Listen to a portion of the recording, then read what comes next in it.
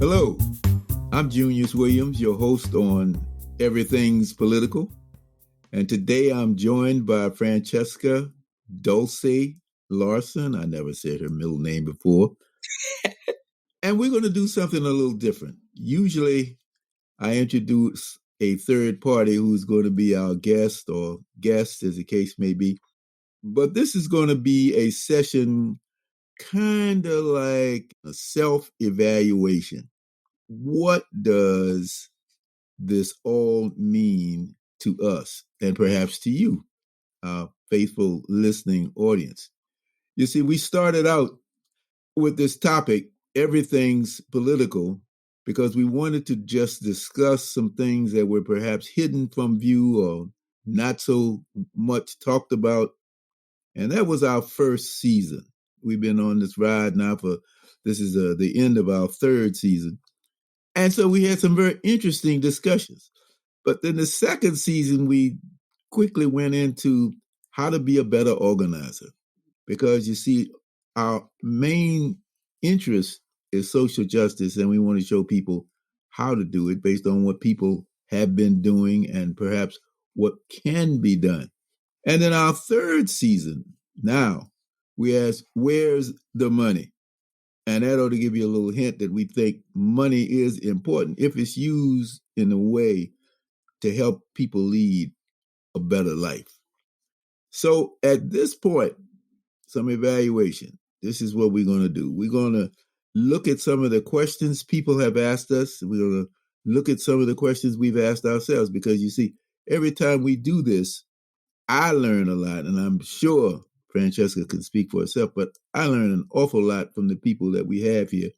And so we may come to a position that we didn't have when we started each episode, which makes it even better, or as we say sometimes, more better. So, Francesca, let's answer some questions. Yeah. What do you have in store? So apparently folks actually were enjoying some of the conversations we were having, and we weren't just speaking to one another, but I would always have this conversation with you any day, just the two of us, probably at your dinner table, so that I could hear all the stories and ask about all the art. But we actually have some questions in from folks who have either written into us through email. We have some folks who texted us individually. We have some folks who hit us up on Instagram.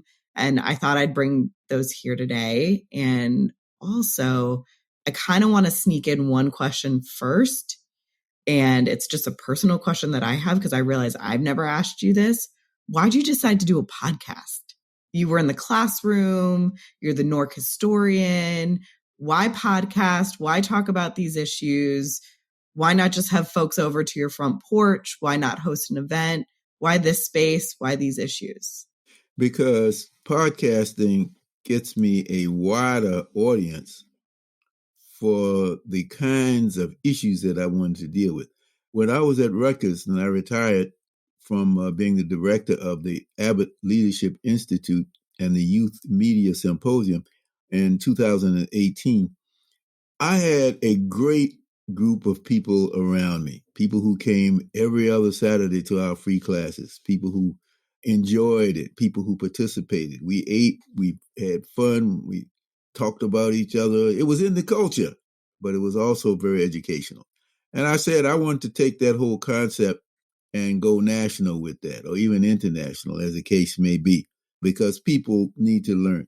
And that's where I am right now. I've been an advocate, I've been an organizer, I've been a lawyer, and I say this modestly, I think I have something to offer, and I want people to know. So podcasting seemed to be the best way to do that. Yeah. This reminds me of the conversations we were having about how to become an organizer. And one of the threads that kept coming up last season when we were talking about becoming an organizer and organizing was that you have to meet folks where they are, and you got to find your people. And it sounds like you found the way to do that. In 2020, you found the way to do that. And now this still is the right space to do it. And I'm sure that's a question that we have actually gotten it in, is how do you keep your movement going? And it's that you keep finding the way to reach your people. An organizer is a fish in a sea full of people. So you got to dive in, get them where they are. You can have all these grand ideas, but if people don't want to hear you, then hey, I don't want to use that word. All right, let's dive into some questions. And I've got a couple to get us rolling. And this is a feeling that kept coming up in a few of the questions. So I kind of mashed this one together. And it's about what folks can do right now and if change can actually happen. And so we had some young folks write into us, and I don't know what young is anymore because they didn't put exactly their ages, but they said that they're students. And they asked, hey, you've had a lot of adults on the past couple of seasons. You're talking about big organizations. Is there anything that students can do right now to change our lives? What could students be doing? Or is there no impact? Do you have to wait until you're 18?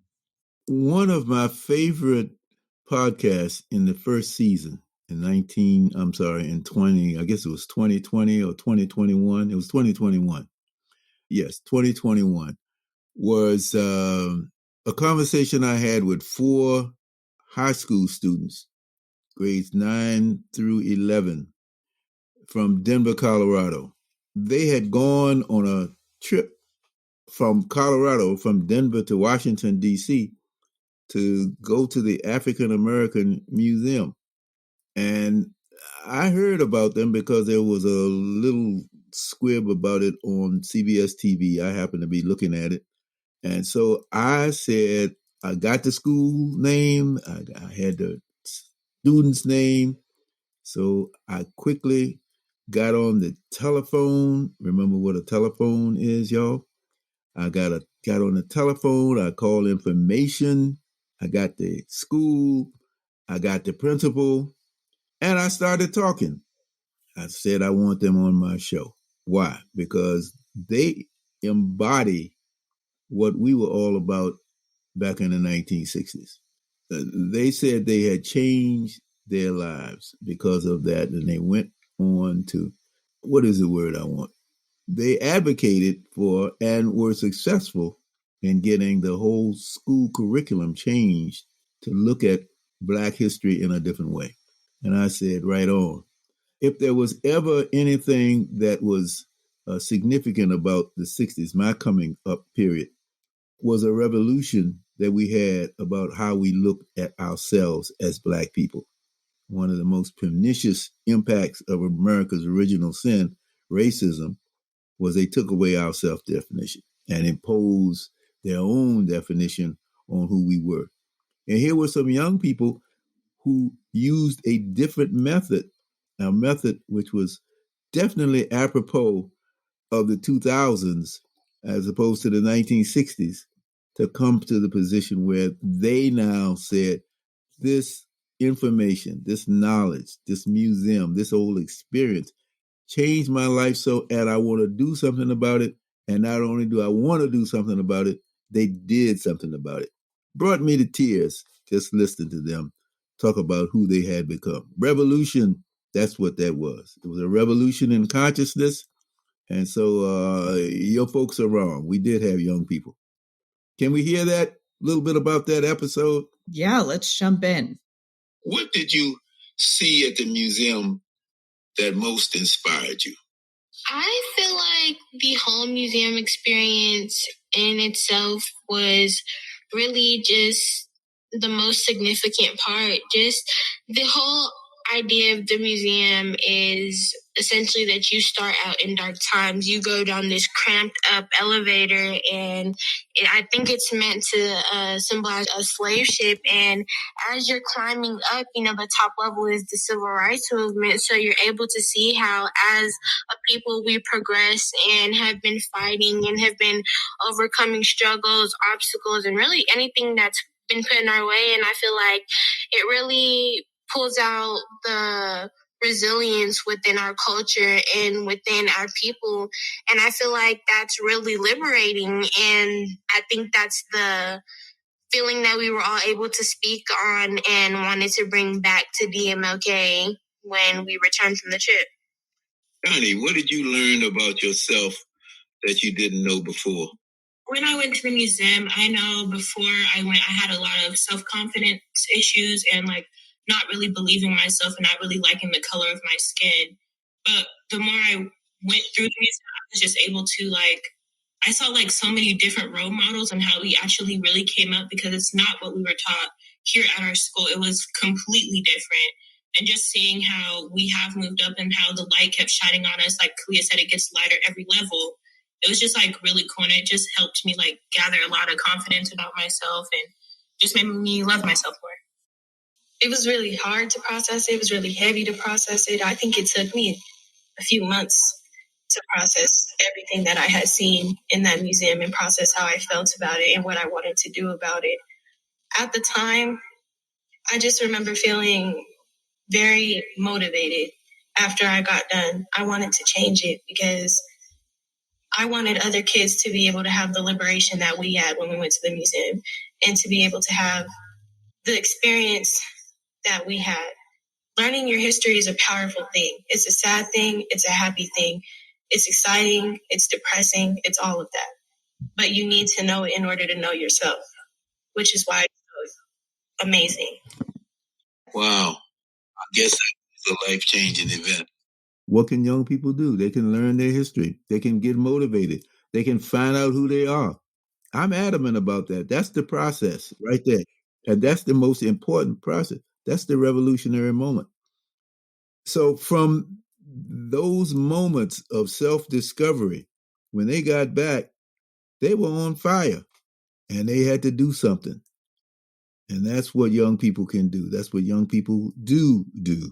And here's what they did.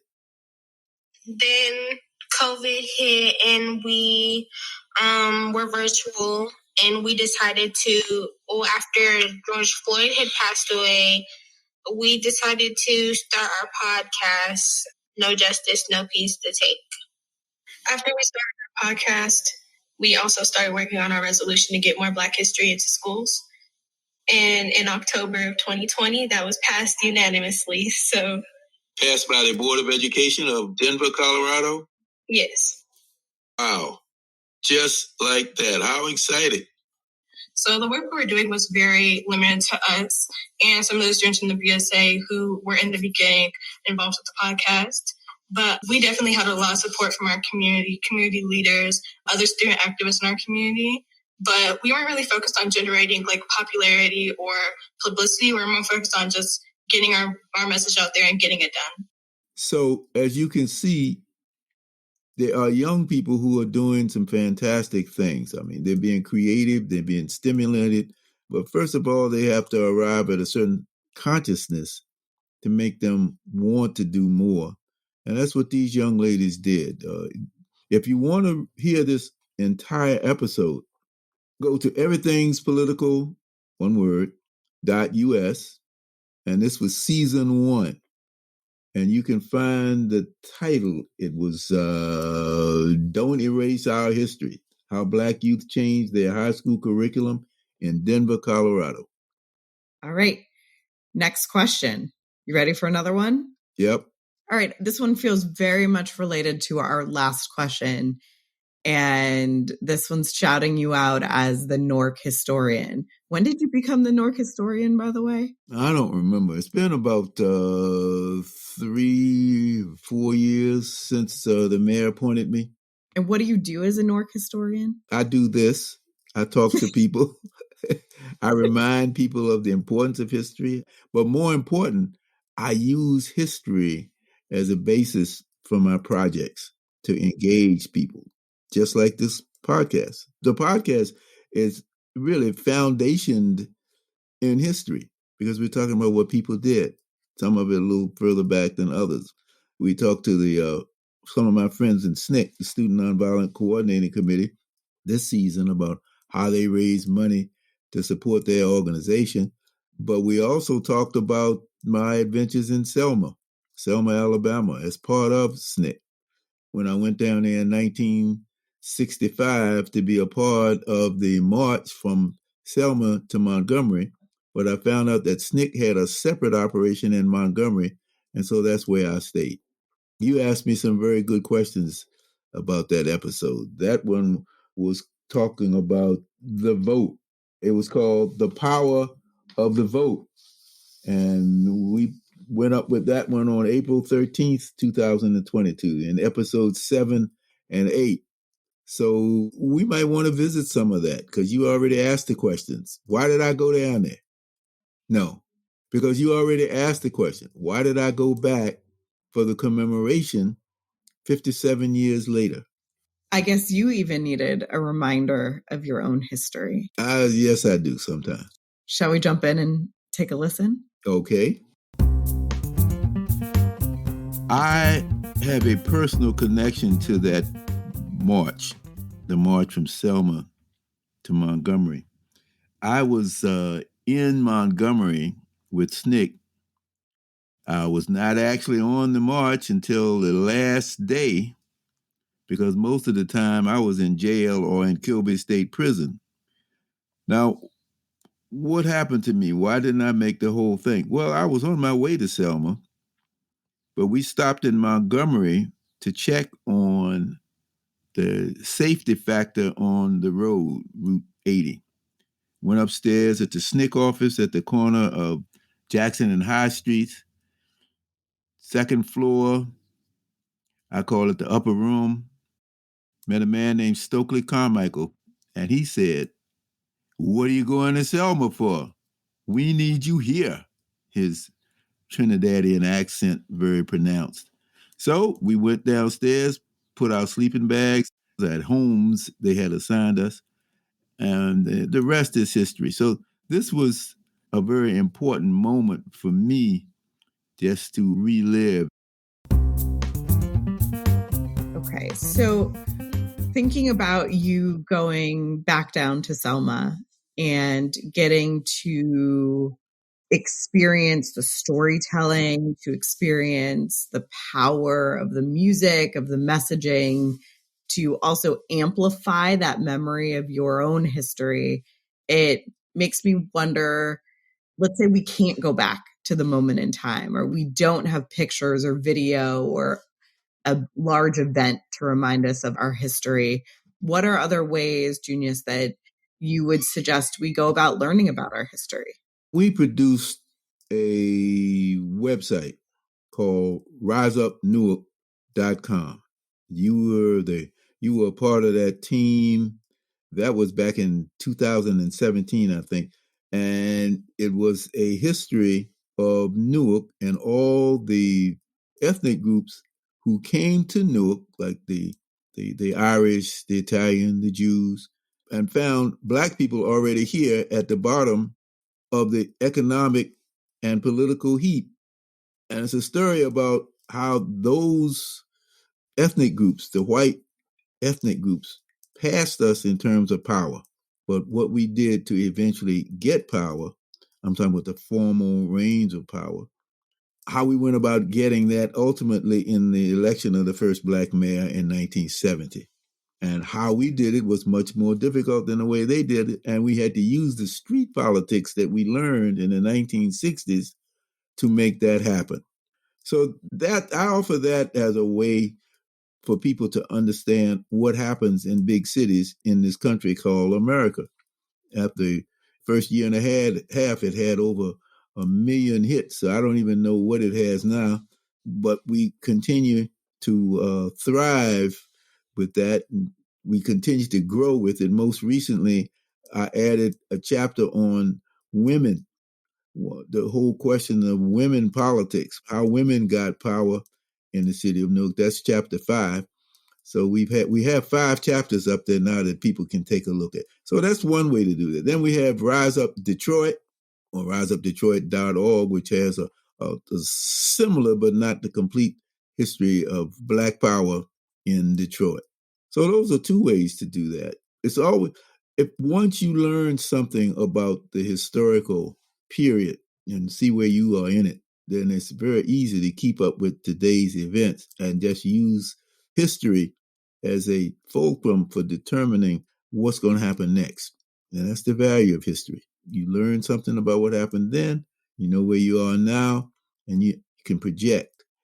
And you can do that by reading the paper. Great answer. I guess I'm going to have to get another newspaper subscription. Junius, what newspapers do you subscribe to? Oh, well, I have the New York Times. I have the Washington Post. On my computer, I listen to a group of essays and read a group of essays and commentary under the umbrella called Portside.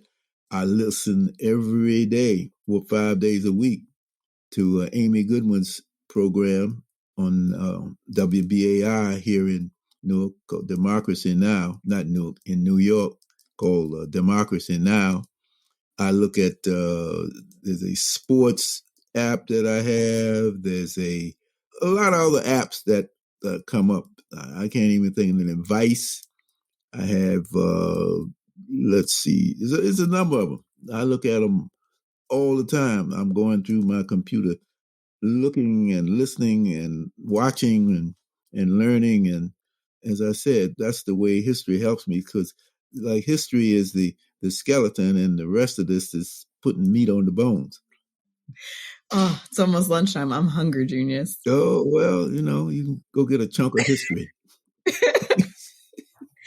You know what? My favorite way to get history is to take someone to lunch and just listen to them tell their story. Mm-hmm. That's true. That's very true. That's part of my repertoire. Yeah. Hey, that's why I'm inviting myself over for dinner. Absolutely. We'll have it. All right, let's jump into another question.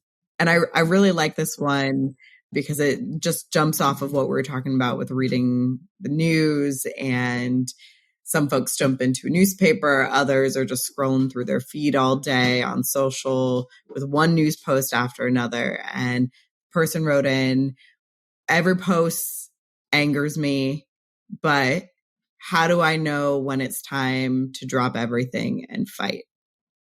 And I think what they're asking is, hey, every day there's a different news story. Every day there's something else that feels like an injustice that's taking away our rights, that's taking away our freedom. At what point do you just throw everything out the window and jump in? And if I remember correctly, Junius, you have some thoughts about that. The song says, you got to do when the Spirit says do. You got to do when the Spirit says do. And when the Spirit says do, you got to do, oh Lord. You got to do when the Spirit says do. So you see, it's out of your hands. It's when the Spirit says do, you got to do. And if you don't do, you'll regret it for the rest of your life. All of my friends who joined the movement had some specific moment when the Spirit became obvious. Spirit was telling them to do something. If you're a Christian, then you might want to go back to Paul on the Damascus Road when God knocked him off the horse and he got up a changed man. Most of the Bible, the New Testament, is written by this guy who used to be a tax man over there in the Middle East, in one of those countries. And he became a Christian. Now, I'm saying that not to proselytize the religion, but as an example of how people change. Consciousness changes people. When you become conscious of who you are, like those young ladies in Colorado, when you become conscious, then you do things that you didn't do before. You want to do things that you didn't do before. I started when I saw Emmett Till's body on the front page of Jet magazine. I got mad. Then I saw Miss Tinsley getting dragged across the street in Richmond, Virginia, when she was part of a student protest. This lady was about in her 60s at the time. This was 1959, 1960, I believe. And I said, I want to do that. And then when the students started demonstrating from Virginia Union University, and I think she was part of that maybe, I wanted to go downtown to get the right to sit at the restaurant where we had been spending our money all the time to buy things, but we couldn't sit in the restaurant. But my mother said, no, you can't do it. So you see, my spirit at that point had to be suspended because my mother's spirit said, don't let them do that. So there's all kinds of ways you come to it. Eventually, I caught up to those students and I became a part of the movement and I was hooked. Been there ever since and will keep on doing it. Do you believe you have to sacrifice everything to join the movement? Or are there ways to get involved and still keep a lot of your regular life? What does that look like? You have to sacrifice some things. When I went to law school reluctantly because I wanted to go back down to Alabama to work with SNCC, where I had been a part of the Montgomery movement there in 1965. Willie Ricks called it the Battle of Montgomery. When I decided not to do that, and all of that you can pick up in my book, Unfinished Agenda, Urban Politics in the Era of Black Power, all of those details. But my parents wanted me to do something other than to be a civil rights organizer. Son, you got to do something. You just can't go out there and be in the streets all the time. So I went to law school. And when I practiced law, eventually, my law financed my politics. So I never made a lot of money. What I did was to live comfortably so that I could still do what the Spirit was telling me to do, which was to figure out a way to resist injustice and to do the things that would empower people and empower myself in the process. So there's a way to do that. You just have to just be willing to twist and turn. It's kind of like playing jazz. I'm a musician. You kind of like playing jazz. It's improvisation. If you want an unimprovised life, if you just want to get a job, stay there, work 9 to 5, get that house in the suburbs, have 2 children, 2 cars, 1 wife. But if you want to have a life that is full of change, a life that is full of creativity, then you will adapt the kind of lifestyle that I'm talking about. So you don't have to give up everything. You just have to embrace another style of life. I think that the thing that I know about what does it look like not to give up everything, but to try to live your values and to try to work in a way that allows you to fight and build resistance and still be part of a movement, to make choices for schools, for things that we buy. There are decisions that we can make that we have power over that doesn't require us to disrupt our entire lives. But I also agree sometimes when that, to your point, Junius, when that spirit comes and you are moved, it's time to put everything else aside and jump in. And you've had that moment. And you want to do something that is successful, or at least will bring success. You don't want to just keep toiling in the vineyard, doing the same thing, getting minimal results. And that's why I wanted to do this current segment called Where's the Money? Because people don't generally think about money for folks who are on our side of the ledger, the progressives. People say money, well, that's for the big shots, the 1%. And so when I think of the choices people have made pursuant to my philosophy or similar to my philosophy, doing when the Spirit says do, I think of Arturo Masul Dea, who up in the mountains of Puerto Rico has used money, a little money well placed, to help change the whole energy infrastructure of the island of Puerto Rico, because they have learned how to harness the power of the sun. They do it on a neighborhood basis. They have 300 houses hooked up. They have defied the storms that come, because when all the lights went out in Puerto Rico, theirs was still on because they had the battery power. They have a radio station. They have a barbershop. They have a little community based upon ingenuity coming from the people themselves.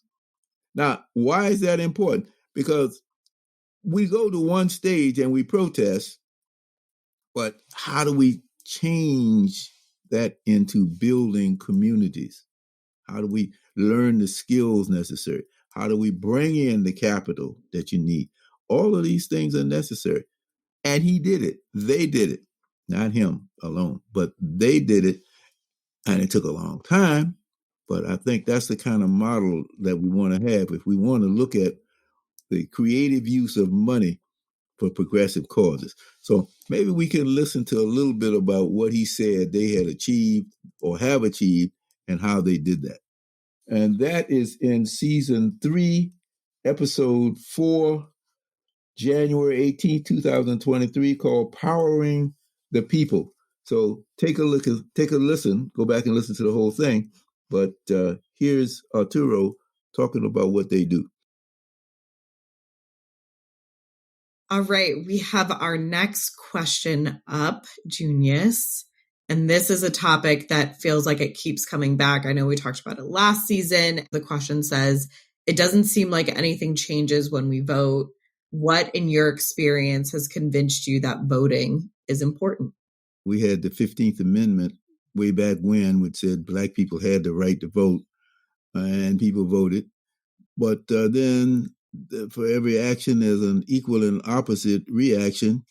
The racists came along and said, well, no, Black people can vote. And we went into the post-Reconstruction era, and the vote was taken away. So we had to go back to getting the right to vote. That in of itself was liberation.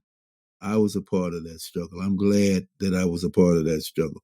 I learned a lot of what I know about organizing and confrontational politics because of the campaign to get people the right to vote in places like Alabama. And I keep telling people that's where I went to jail and I went to state prison. So all of that was part of my upbringing. So that to me is important. That was part of my lifespan, if you will. And a lot of us who did that and a lot of people appreciated, so we voted. So now we come to an age where we have a lot of Black people who have been elected to office. We have had a lot of Democrats who are white and Black at the national level and the state level who have come into power and the right to vote. And again, the counter movement to what's happening with our elected officials. We see a lot of people who have been put into office who have not necessarily had the best interest of everybody in mind. So people say, well, let's not vote.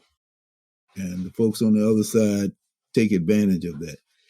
And then we have to do a heavy lift to get people back to the polls. And this did, in fact, occur in the 2022 election, where a lot of young people came out to vote and surprised a lot of people. And so the Democrats were able to do what they wanted to do. But again, it's a very narrow prescription of what the vote can and cannot do in most people's minds. But it is very clear at the local level that voting has helped us. We have a very vibrant mayor, a very progressive mayor, Ras Baraka, and he has come up with some really good ideas or implemented other people's ideas, such as, and this was in our present set of episodes, talking about the guaranteed income.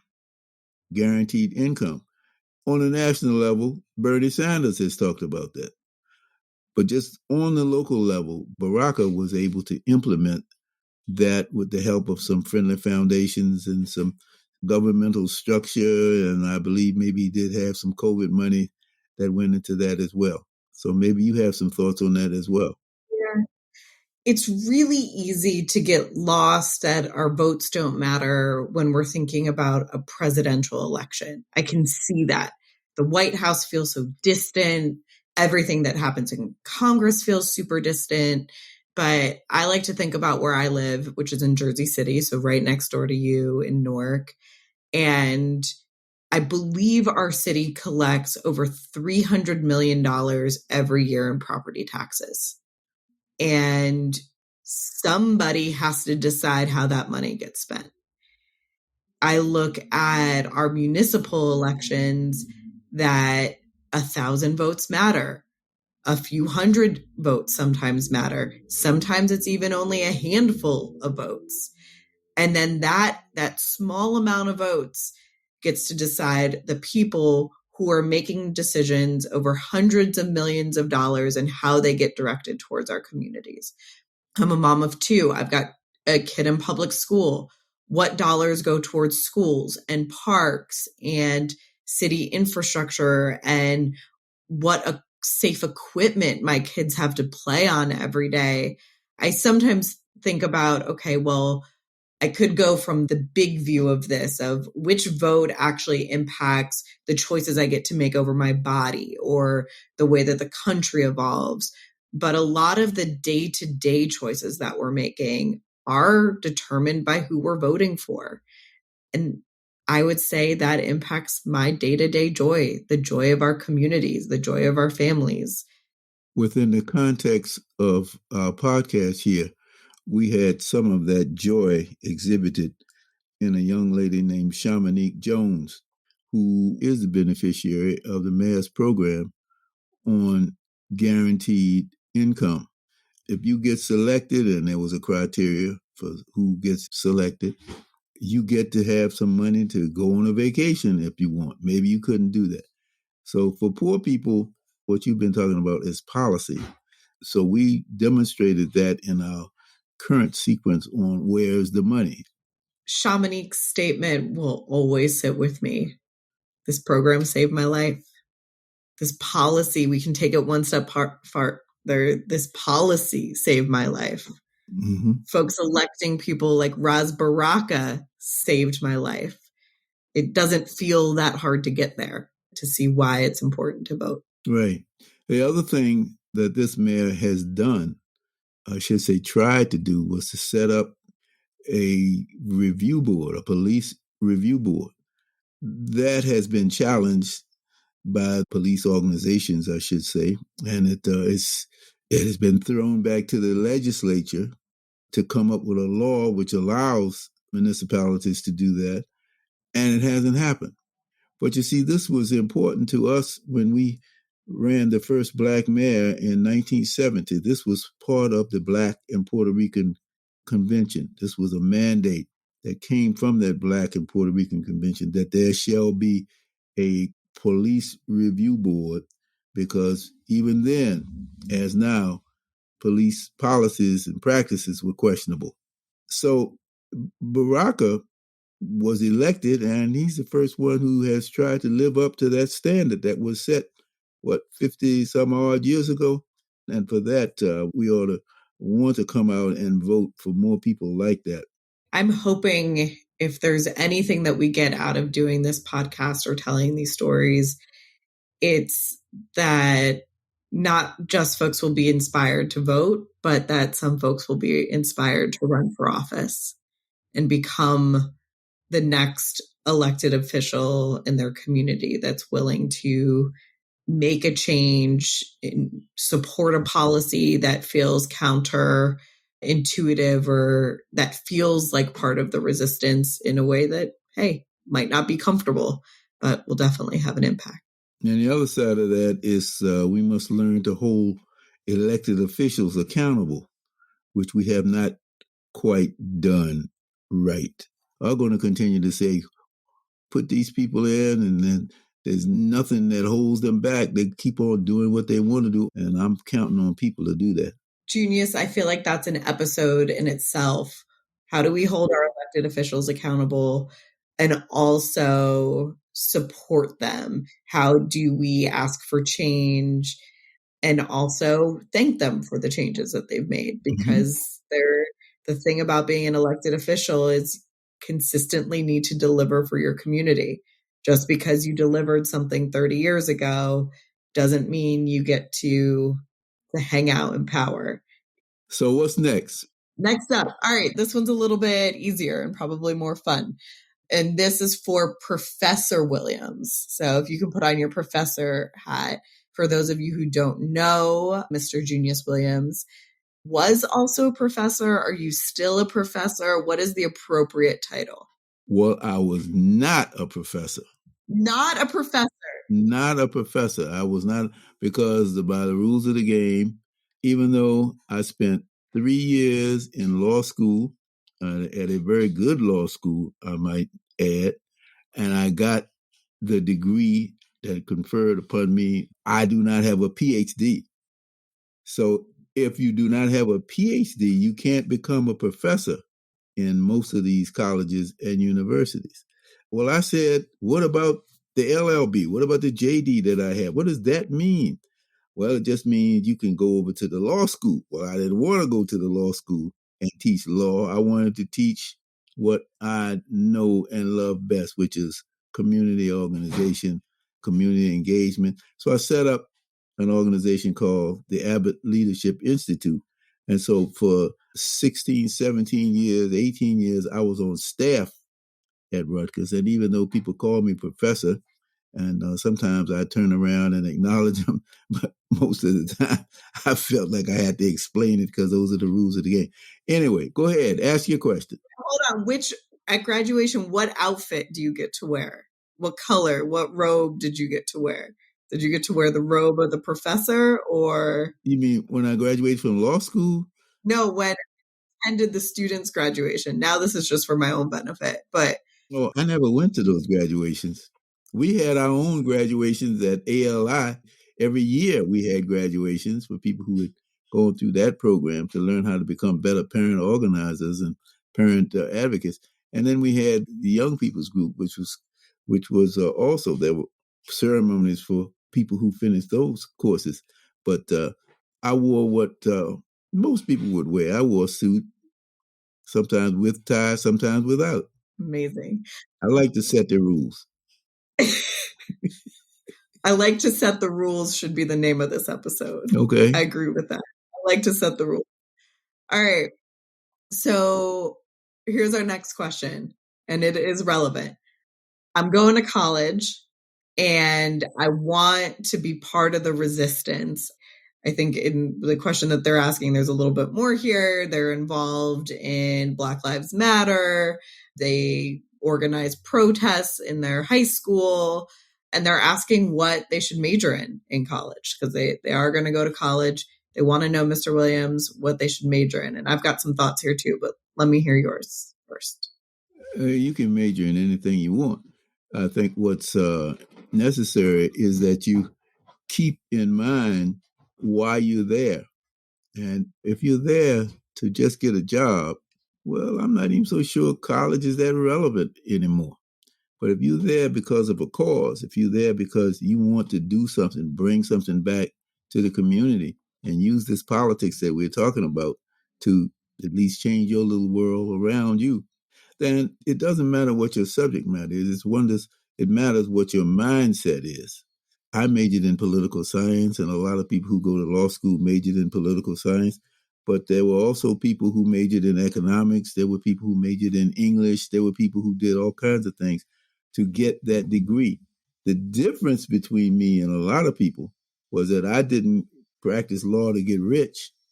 I practiced law for the lever that I had, the additional lever to help make change. So that's what the important thing is. Can you do that without going to college? Yes, you can. But what happens when you're in school, when you get that college degree, there's a line that's been drawn in the sand. People on the other side of that line, once you graduate, do have a better opportunity to make more money during their lifespan than those who do not. So there is an economics component to that, a personal economics component to that. So I think that's what you do. My parents wanted me to get a law degree so that I could stop community organizing and have a job somewhere. And they were right, because a lot of times, not a lot of times, but sometimes you get dismissed from the political position or station that you thought you had earned, struggling and loyalty and all of that. And you got to have something to fall back on. So I've always had that. But in terms of where you go from here, I think, what did we talk about today? We talked about correcting the imbalance of power using money. And that's very important. That's very important. That is more important than what do you do with your law degree. How are you going to use that law degree or that undergraduate degree to leverage some power that you wouldn't ordinarily have? We had my friends from SNCC, the Student Nonviolent Coordinating Committee, talk about how they did fundraising. And it was absolutely fantastic to hear some of the stories and some of the people who were involved that you wouldn't ordinarily think were involved. And they were involved because they loved people and they wanted to see change. People like Harry Belafonte, Sidney Poitier.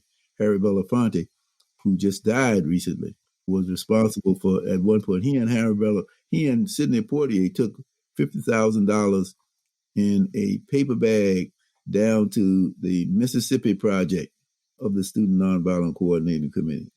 Now, how they did that, I don't know. People didn't have the details. But those are the kinds of stories that impress me more than what you did with your college degree, if all you want to do is to become somebody who makes money. Well, I think that brings up a really good point, too, and I made this mistake, too, is I thought to get into this space that you needed to major in political science. If you wanted to go to college, you needed to major in political science. And then with that, that's how you learned how to do this. And if I could major in anything right now, I'd learn accounting for exactly that reason that you just talked about with your friends at SNCC, how you bring in money, how are you able to disperse money, how are you able to fundraise, how are you making sure that you're able to do that legally and understanding what that looks like from a tax perspective. Because, hey, how did they get folks? They get them on taxes. If you want to go up against a municipal government or a state government and force change or pressure into change, then you've got to have your business lined up. The other thing that I would love to see folks go into is technology.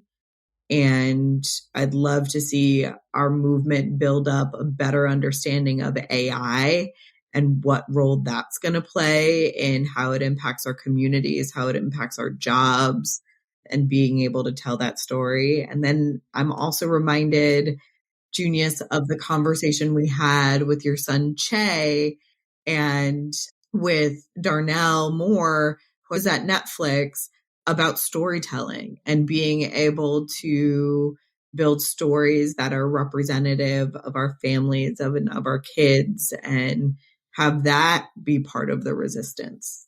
I'm a media person and I'm a creative, a cultural producer, a writer, and I've done docs and stuff. So I've been in and out of the corporate space within media for over the last 10 years.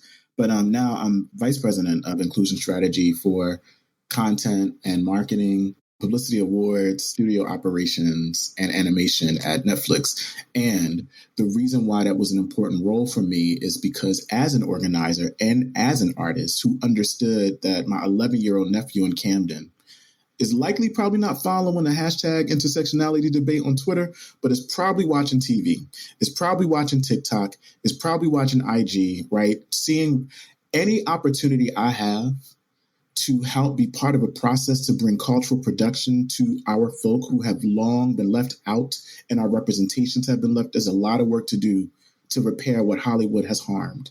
And there's a lot of stories that tell. And if my little black ass from Camden growing up had some sense that Black kids who are gay and working class and working poor could live and become something other than what somebody told them they can't. And if I saw that on TV, how much more would have done for me? It's one of the reasons why I'm in my job, because I want to make it possible. I want to give people access to the type of visions for themselves and the type of cultural production, whether that's film or TV, that can be possible for them. I'll end by saying that my nephew is 10. And there's a show that we have on Netflix called Raising Dion. You know, I won't say it. He loves it. But it's the story of a little Black boy that has superpowers. And my nephew is enamored with this show. And I kept thinking, well, damn, I think when I was growing up in the 80s, I don't remember really seeing stories of like Black kids with power at all, right? And how much that one story as an optic might do something for him as a young kid in terms of his own imagination. So my work is really about making more of that possible. And I'm happy to be doing it at this point in my life. But even more important than that, all of that's good. And I go back to what my friend Freddie and Karen said from SNCC. What they had to do was to learn to improvise. And when one source of funding was available, they used that. And they had the technicians around them. So yes, we need the technicians. But you also need the people on the front line who are imagining these devices that can help people. You can't have an organization without raising some money. So when one source of money dried up, they opened up to others. And toward the end of SNCC, the way they made money was on the back of Stokely Carmichael, later his name changed to Kwame Ture, who went on to college campuses and made speeches. So whenever he was paid, he put the money back in. Another aspect of our current set of episodes under the headline of Where's the Money is what we did with food sovereignty. See, I think it's more important to think about what people do with skills, whether they go to college or not. Skills, that's the common denominator of all the things that we want to talk about here.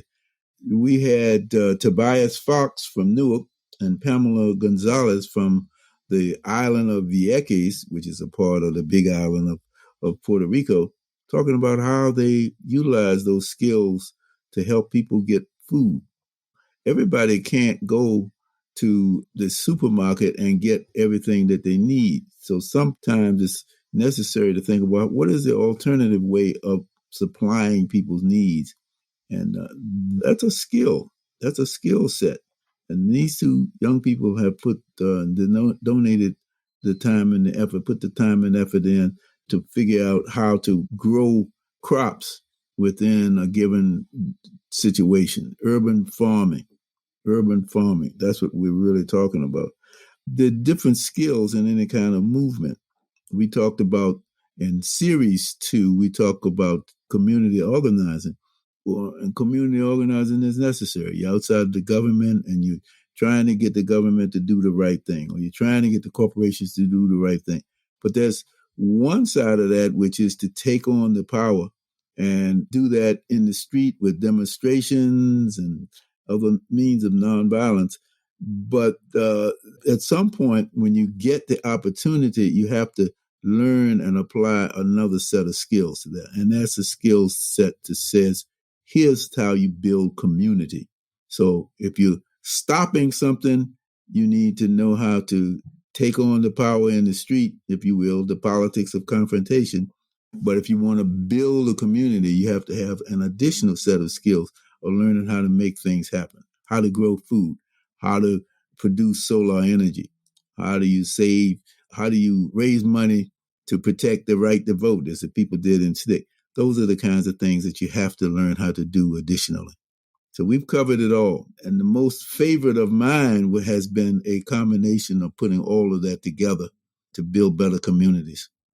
It goes a long way to say that skills matter, especially that doesn't feel like it should be groundbreaking, but it is, especially as we're seeing our just collective investment in technical skills and spaces that help build people's technical skills not receiving the same attention as how great we are at speaking to one another about our opinions. But I'm really encouraged by some of the things that we've heard.